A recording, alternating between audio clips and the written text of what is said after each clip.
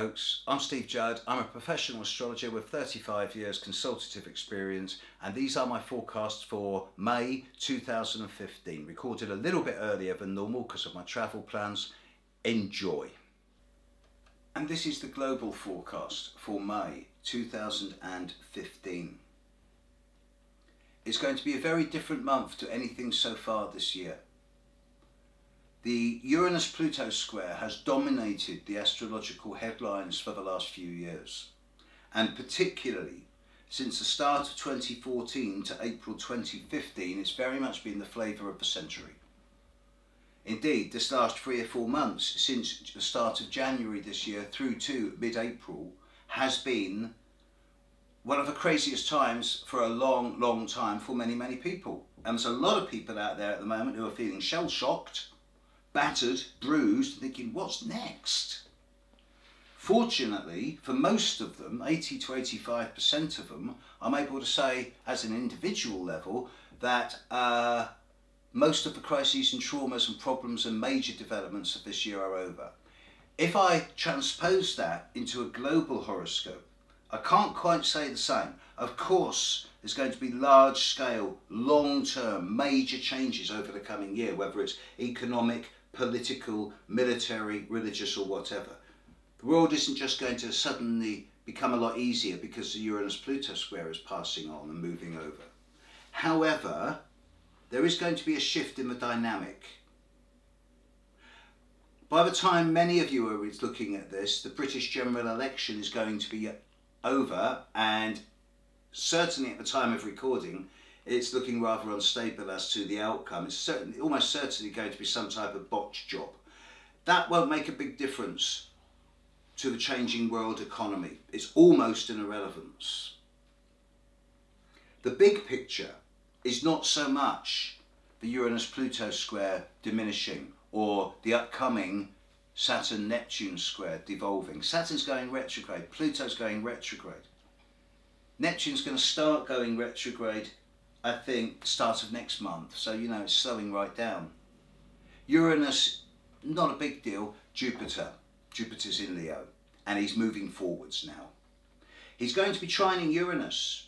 The more we get into May and June, Jupiter-Uranus trine is the dominant aspect of this next 2 months. This has to be seen as a positive time. It has to be seen as an aspect of innovation, of new technology, of futurism, of new philosophy, new attitudes towards religion. I can't help but think that during May we will see the force that's known as ISIS become very diminished. I expect them to almost completely collapse. And it does seem that a lot of the more fundamentalist attitudes of recent times are now becoming more centre ground again. Nevertheless, there are going to be fundamental changes, and we will see this quite clearly, I think, around the middle 10 days of May. There are 2 astrological events that are significant. A, the movement of Mars into Gemini to join Mercury just as Mercury goes retrograde. A Mercury retrograde in Gemini. Thing is, that Mercury retrograde, when it's going to go retrograde between 4 to 13 degrees of Gemini. That's not going to affect the global dynamic in most ways.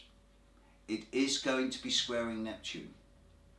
Therefore, I would expect the more we get into May, the more news around chemicals, gases, oils, the sea, energy resources, power sources, becoming more and more in the news, and a lot of confusion and misunderstanding and doubt. It may be that gas supplies come under threat towards the end of May.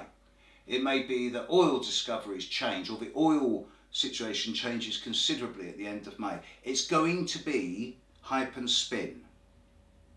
The last 2 weeks of May, first 10 days of June, Mercury's retrograde. Don't buy into the hype, don't buy into the spin. There's going to be largesse, there's going to be a lot of words, and there's not going to be a lot of substance. Don't go investing your life savings in the last 2 weeks of this coming month. It'd be a foolish thing to do. The new moon at 13 degrees of Scorpio on the 4th of May, sextile Pluto, excellently, lovely, 2 or 3 days before the British general election. it suggests that it's an excellent aspect of transformation.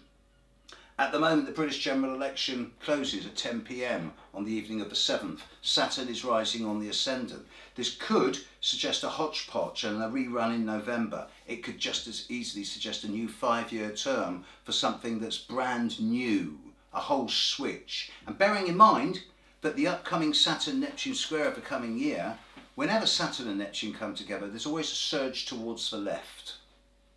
Saturn-Neptune links socialism. So I do expect the predominant government of Britain and Spain and many of the countries of Europe over the coming year or two to switch more and more to the left, even, dare I say it, in America. Time will tell. I do expect a lot of hyperbole, a lot of spin, a lot of words in the last 2 weeks of May. I don't expect a lot of substance or permanent outcomes. If the Earth were my client,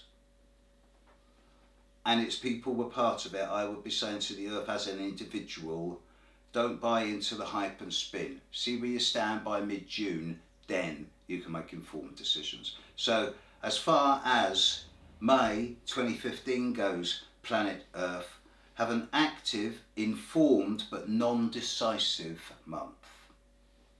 There you go, folks. Hope that was helpful. As I say, recorded a bit early because I'm on the road at the start of May. I'll have done Vienna and Bermuda, and by the time you're watching this I'll be in New York, and then I'm going to be in Montreal next week, and then I'm back in the UK from mid-May onwards, so back to the grindstone. Big thank you to all those people whose donations have paid for these videos. Over the last 12 months, enough donations came in to pay for 13 months videos. How about that? Thank you, world. You're brilliant. See you next month. Have a great month. Bye.